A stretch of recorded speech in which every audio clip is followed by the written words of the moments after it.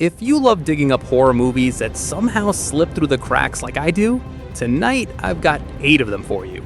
Movies that deserved a lot more attention than they got when they actually came out. So, let's get into it. Thomas, your sister, she's gone. My bottom pick on this list is going to annoy some of you, and I get it. Gareth Evans built his whole career on The Raid and The Raid 2, two of the best action movies ever made.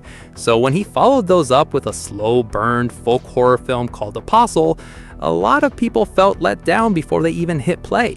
No martial arts, no propulsive action, just this creeping, atmospheric dread set on a remote island. Dan Stevens plays a guy trying to rescue his sister from a cult, and yeah, it's basically riffing on The Wicker Man, I won't pretend otherwise.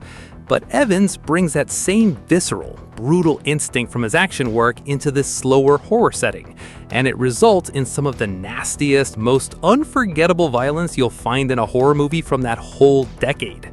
Michael Sheen is doing some of the best work of his career here too. The score is fantastic, and the whole thing has this gorgeous, rotting look to it.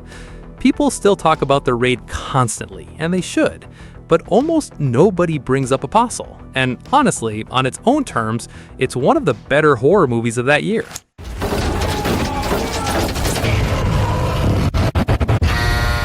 Next up is a movie that baffles me every time I bring it up, because so few people have actually seen it. It's called Overlord, and it's a Nazi zombie flick. But not some cheap direct-to-video thing. This had a real Hollywood budget behind it, and you can feel it on screen. A group of American soldiers get dropped in on the eve of D-Day and stumble onto something far worse than the war they signed up for. And once things go sideways, they go sideways fast. It's bloody, it's loud, the sound design alone will rattle you. And the cast, including Wyatt Russell and Giovanna Depo, brings real weight to a movie that could have easily coasted on premise alone. It doesn't coast, it swings the whole runtime. This thing flopped at the box office, partly because of some dumb pre-release rumor that it was secretly a Cloverfield movie. It wasn't, it never was, and that rumor did the film zero favors. We're nearly a decade out from release now, and it's still sitting there, criminally undiscovered. If you like your horror loud and nasty, go fix that. Now, a movie that's unreasonably stylish for something almost nobody talks about anymore, The Hunger from 1983. David Bowie, Susan Sarandon, and Catherine Deneuve tangled in a vampire love triangle, directed by Tony Scott years before Top Gun, shot like a moody perfume ad beamed in from another dimension. It's gorgeous, probably one of the most visually intoxicating movies to come out of the 80s, all fog and candlelight and slow-motion doves for no reason, and somehow it still works. Critics at the time called it style over substance, and sure, fine, but at this level, doesn't style basically become the substance? Underneath the glamour, there's a truly aching, melancholy story about growing old and what eternity actually costs you, and all 3 leads sell it completely. There's also a babyface Willem Dafoe wandering through, plus an opening scene with the goth band Bauhaus performing that's easily one of the best needle drops in horror history. Over 40 years later, and this thing is still flying under the radar. It deserves a proper comeback. My next pick is not for everyone, and honestly, that's what I love about it. A movie called BLISS from director Joe Begos. It follows an artist dealing with a brutal creative block who decides a hallucinogenic drug is the fix, and things unravel from there into something that's less plot and more full-body sensory experience. If you need your horror airtight and logical, this one might drive you a little crazy. But if you can surrender to it, this is one of the closest things cinema has to actually simulating a beautiful, terrible trip. The lead performance throws itself into the chaos without a shred of vanity, and the low-budget filmmaking somehow makes everything feel more unhinged and alive instead of cheap. It's loud, it's sweaty, it's aggressive in the best possible way, and at under 90 minutes, it never lets up long enough for you to catch your breath. It's basically ground zero for this director's whole filmography, and if it clicks for you, there's a whole rabbit hole of his other work waiting on the other side. Now, before I get to my top 4, I'll just mention, if you're vibing with this list so far, hitting subscribe and dropping a like actually helps this channel reach more people who love this kind of stuff too. And I put these lists out every week, so it's worth it if you want more where this came from. Also, if you've got your own forgotten horror pick, throw it in the comments. I actually read them. Alright, let's keep going. With the substance blowing up and dragging body horror back into the mainstream, it feels like the perfect time to point you toward EXCISION, a movie that was doing disturbed, gross, and darkly funny over a decade before that was cool. It centers on a deeply strange teenage girl obsessed with becoming a surgeon, complete with increasingly bloody fantasies about it. And the movie balances pitch-black comedy against real tragedy in a way that shouldn't work nearly as well as it does. What sells it completely is the lead performance, an actress mostly known for glossy teen soap work transforming into this mousy, unsettling outcast so convincingly you forget who you're watching. This is going to be too much for plenty of people. The imagery gets seriously nasty at points, but if you're willing to follow it down that dark path, there's a strange, darkly rewarding payoff waiting. It's been hiding in plain sight for over a decade now, quietly building a cult following without ever really breaking through. We stay out of the rain, and we drink.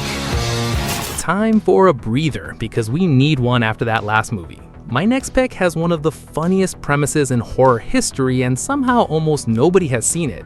A little Irish creature comedy called Grabbers. An Irish island gets invaded by tentacled alien creatures, and the townspeople quickly figure out the aliens can't stand alcohol, meaning the only way to survive is to get completely, thoroughly wasted. That's the plan. Drink to live.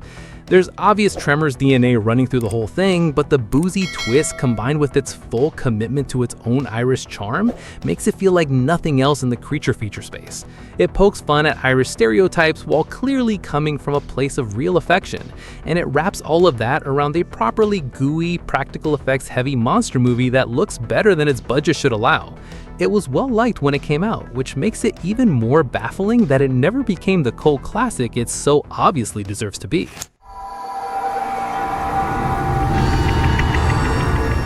My number 2 pick sets with you in a completely different way. A quiet, unsettling film called The CLOVEHITCH Killer.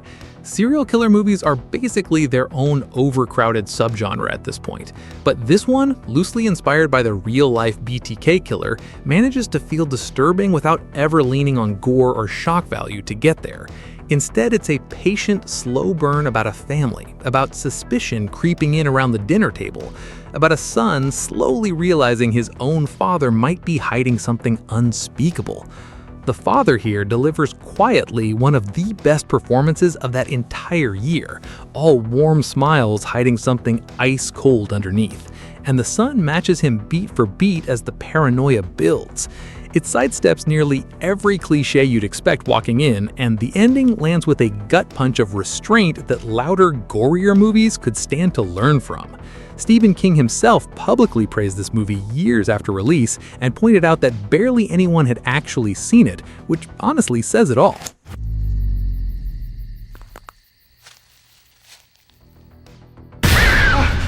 And my number 1 pick tonight is a debut feature that basically predicts exactly how good its director was about to become, a quiet little cabin horror movie called Honeymoon. A newly married couple's honeymoon at a remote cabin starts unraveling in small, deeply unsettling ways. Cabin in the Woods horror has been done to death at this point, but this one earns its spot by holding back, letting the dread build in silence instead of rushing to explain itself. The lead performance carries a huge amount of the tension entirely on her own, and at under 90 minutes, there's not a single wasted scene, every moment quietly tightening the screw. The director behind this went on to make the Fear Street trilogy, and watching this now, you can see all of that talent already fully formed, just working on a much smaller scale.